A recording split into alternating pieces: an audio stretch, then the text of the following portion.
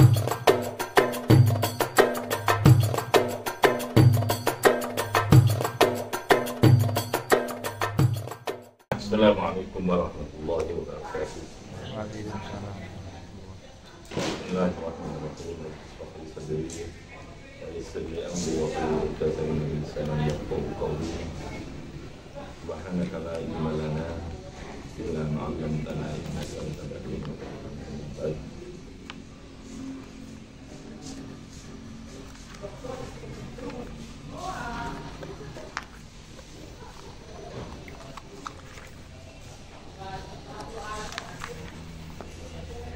Ya, kita lanjutkan ngaji tafsir Munir. Kita baca ini adalah surat Al-Kahfi. Kadzalika ba'athnahum liyatasaalu bainahum qala qailun minhum kam labistum qalu labisna yawman aw ba'da yawmin rabbukum a'lamu bima labistum fab'athu ahadakum biwaritikum hadhihi ilal madinati falyanzur ayyuha azka ta'aman waliyatikum birizqin waliyatarabbas wala yushiranna bikum ahada innahum yadharu 'alaykum yarjumukum aw yu'idukum fi millatihim walan tuflihu idzan abada. Lokal nalikani berkata sopoko ilun orang yang berkata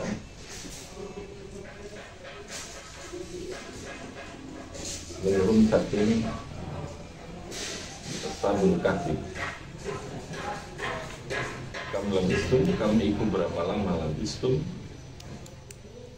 tertidur berdiam diri solusi okabe lalu bagian dari mereka Ashabul Kahfi menjawab labithna yauman atau yaumi labithna tertidur sapa kita diam sapa kita yauman ing satu hari atau yaumin atau ing sebagian dina. Qalu berkata sapa Ashabul Kahfi rabbukum utawi pangeran sira kabeh iku alamu maha mengetahui lebih tahu bima kelawan waktu bima kelawan barang labithum kang berdiam diri yang tertidur seperti orang. Fab'atsu ahadakum biwarikikum. Fab'atsu moko padha mengirimkan jadi untuk melakukan tes terhadap atau validasi atau memastikan terkait dengan waktu berapa lama karena mereka terjadi perdebatan nomor turun nih kan paling dulu lalu kemudian kalau tetapkan kan bertanya gitu takon-takonan yang bingung ya wanda itu lalu di tengah perdebatan mereka tentang berapa lama itu ada inisiatif untuk memastikan berapa harinya itu dengan fab'atsu ahadakum biwarikikum. Fab'atsu moko padha mengirimkan kamu sekalian ahadakum ing salah satu di antara kamu biwarikikum dengan membawa fiddah perak. Biwarikikum kelawan membawa perak sirokat. Biwarikikum kelawan bawa banyak itu dengan arti dengan membawa kelawan bawa bifiddahikum kelawan membawa fiddah perak kamu sekalian. Al-warik ay al-fiddah maqrubatan kanat aw ghairu apa itu yang sudah disita atau yang belum. Jadi ini memberikan inspirasi ya, memberikan inspirasi terkait dengan bagaimana ilmu yang berkaitan dengan arkeologi gitu kira-kira.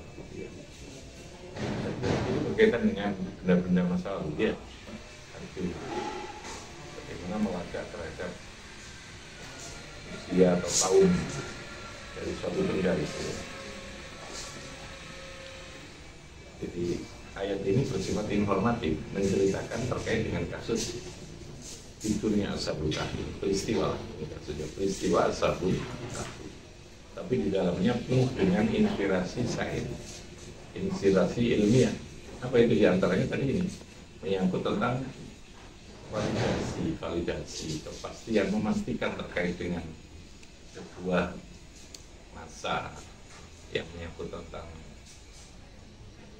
sejarah gitu ya, sejarah atas sebuah benda atau sebuah kalung, sebuah tinggalan barang itu bisa dilakukan dengan cara-cara seperti yang diceritakan. Babatu hadapun diwaridu ilal Madinati maring Madinah, maring kota dan Madinah gitu. Jadi bawa saja kamu untuk mengecek terhadap berapa tahun kita ini, kamu bawa perak di antara yang kita punya ini bawa ke pusat kota ini. Ya utai Madinah khusus, awil khusus nama kotanya, nama pusat kotanya adalah khusus. Kalau yang dulu ayuha azka to'aman, kalau yang dulu mau kau becik melihat, kalau yang dulu mau kau becik delok, dan becik di sini artinya adalah menjadi perintah. Ya, maka yang diutus itu nanti biar mengkaji atau melihat ayyuha azka ta'aman, ayyuha utawi bi'atima, ayyuha utawi bi'atima, ayyuha atimatil madinati, utawi di makanan yang ada di kota iku azka, ahalla wa atyab, lebih enak ya kalau itu Atiabul lebih bagus apa nih soalan azka, lebih bersih, lebih bagus, lebih manis, lebih apa, lebih ladif, lebih lezat makanan azka to'am. Jadi untuk melacak tahun berapa lama atas sebuah tahun benda itu biasanya dilacaknya melalui segala apa bentuk tinggalan dari peradaban mereka yang sudah masa lalu. Kita ini zaman itu dia sama kita lalu itu akan ditemukan ada rumus-rumusnya bagaimana lalu bisa ditemukan benda atau barang atau kehidupan itu terjadi pada tahun berapa gitu, pada abad berapa gitu. Wa aktaru wa arqas, lebih banyak, wa arqas dan lebih murah. Jadi karena setiap masa itu dia akan meninggalkan jejak peradabannya masing-masing. Jadi kalau saat ini kita mulai dengan peradaban teknologi, media internet, media digital gitu ya. Itu kan ada periode, ada masa, kapan ada telepon seluler, kapan ada ini. Untuk zaman ini, itu bisa dilakukan pelacakan melalui situs bersejarah atau tinggalan yang dihasilkan dari setiap masa periode. Sekali lagi, setiap zaman itu dia akan meninggalkan jejak peradaban masing-masing di karya yang bersifat spesifik.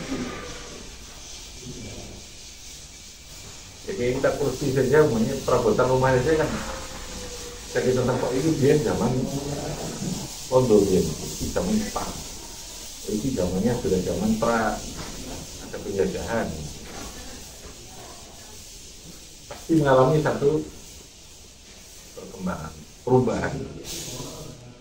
Tidak bisa dikatakan itu lebih baik atau lebih bagus. Bisa jadi nanti ketika kita sudah jenuh dengan peradaban yang kita ciptakan, dengan hasil karya yang kita ciptakan saat ini, kita akan merasa biar bagus yo, kembali lagi klasik istilah, kembali lagi kepada model masa lalu.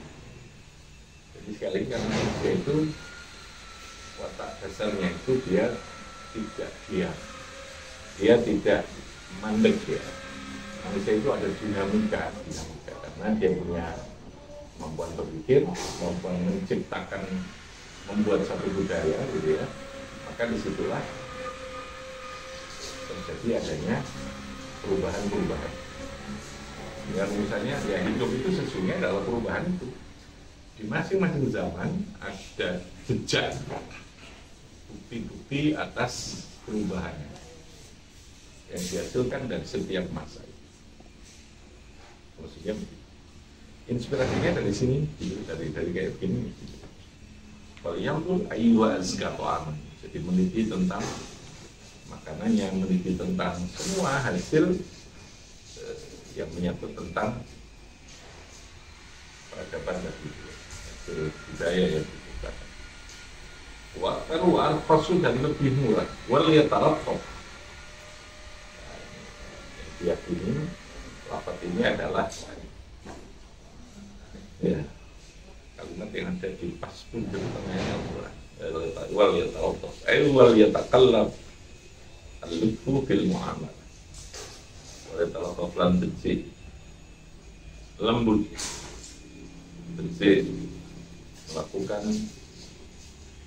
kedamaian, keharmonisan, sopahan hukum. Tadi itu bicara dengan ahad. Wabatu ahadakum biwaritukum ilal madinati falyanzur ayyuha asgatu aman falyatikum birizqin minhu waliyatalattaf. Jadi waliyatalattaf itu perintah, bentuk amar ya, dalam melakukan penelitian atau tadi melakukan pengecekan terhadap waktu melalui situs bersejarah itu. Waliyatalattaf waliyatakallaf al-lutfa fil muamalati hatta la yulban aw fi takhfiyi hatta la yu'raf la yulban. Jadi dalam melakukan itu supaya dengan cara yang lemah lembut, muamalah keserauan, karena itu sudah terjadi pergantian generasi yang cukup lama kan. Andai kata 300 tahun itu usia orang itu 60-an, itu paling tidak 360 itu kan sudah hampir 6 generasi kan, 6 generasi. Pada anak, cucu, cicit terus sampai kepada itu. Dan sudah terjadi peralihan dari 6 generasi. Dia baru bangun tidur, lalu kemudian dihidupkan kembali untuk melihat peradaban yang sudah jauh. Nah, ini maha kuasanya, maha besarnya Allah.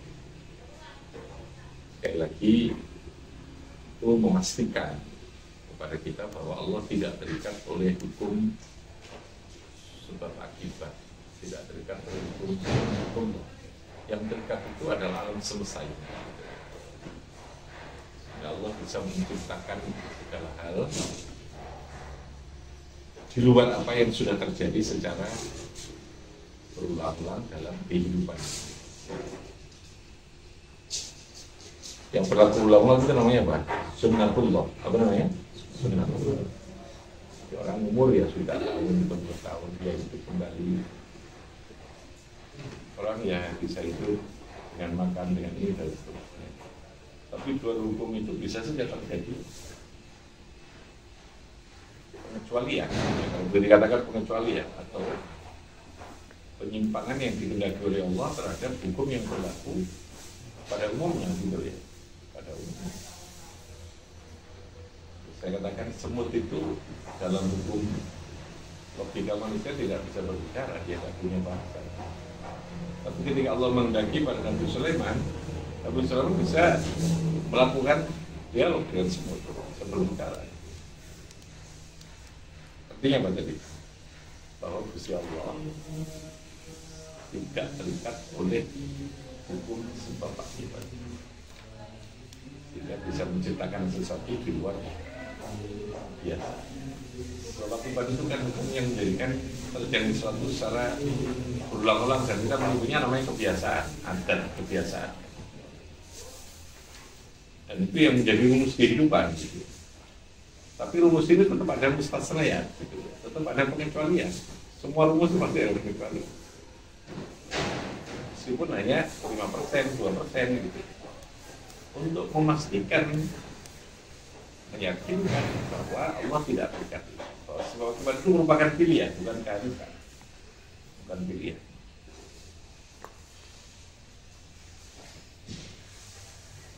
Menciptakan manusia dari air dan pilihan.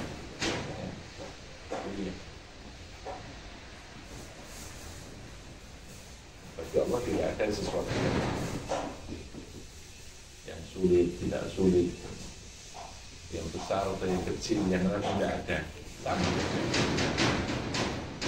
Dalam pandangan kita, logika manusia ya, kita katakan syirik atau besar yang sulit bagi Allah yang berdoa itu berdoa. Karena prinsipnya kalau bagi Allah, inna ma'amru tidak arada syai'an apa? Ayyaqula lahu. Nah, itu yang berlaku pada Allah. Lalu Allah mempunyai pilihan, wa ja'alna li kulli syai'in sababah, itu apa? Wa ja'alna li kulli syai'in. Jadi sebab akibat bukan keharusan tapi pilihan bagi Allah. Boleh menciptakan sesuatu dengan sababan, boleh langsung kun fayakun. Paham ya? Boleh langsung apa? Kun fayakun. Kalau itu dianggap ditafsirkan bahwa kun fayakun itu adalah terjadinya sesuatu tanpa sebab. Ya. Kalau kehidupan kita ini, manusia ini yang perlu itu. Di tengah proses hukum sebab akibat itu akan muncul kehidupan, gitu ya. Kita untuk kenyang kita harus masak, harus bisa masak maka harus ada nasi, harus ada beras harus ada ini. Jadi semua ada sebab, ada akibatnya. Dengan sebab akibat itu terjadi kehidupan, ada kerja, ada ilmu, ada sekolah, ada juragan, ada pekerja. Jadi akan muncul berbagai macam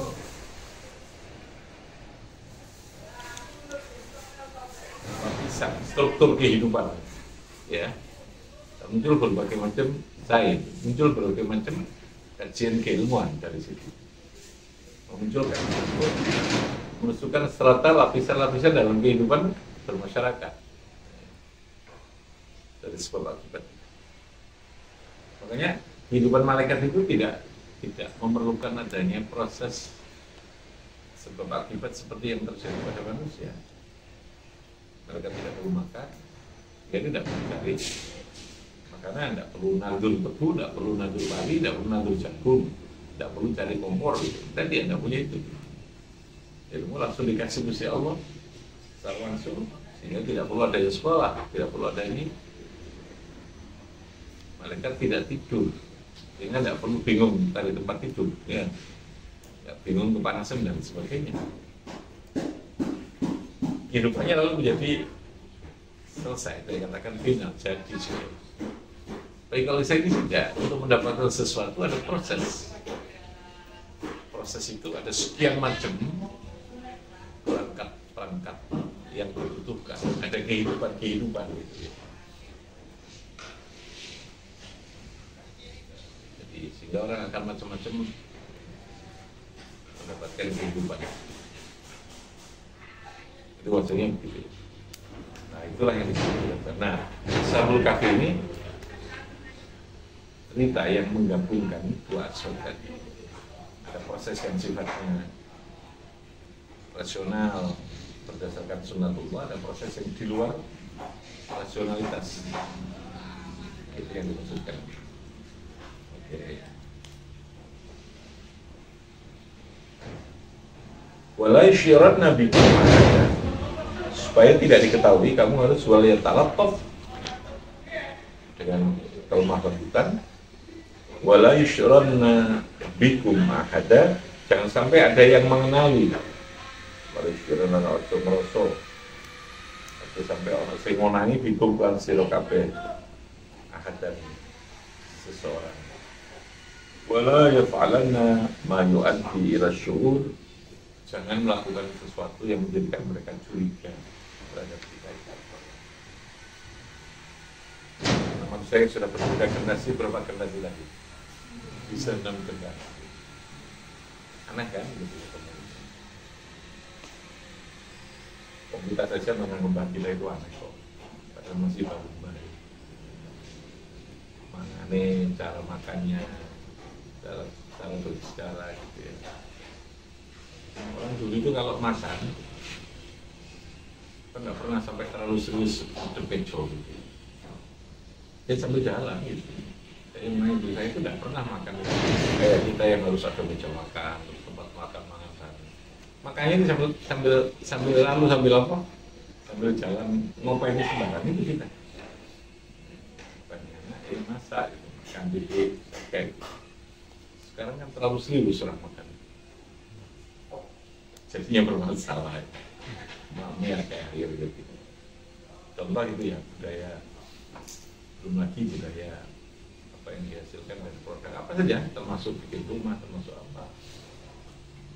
Saya masih menangi rumah itu yang ditaruh di balik malah sapi dulu.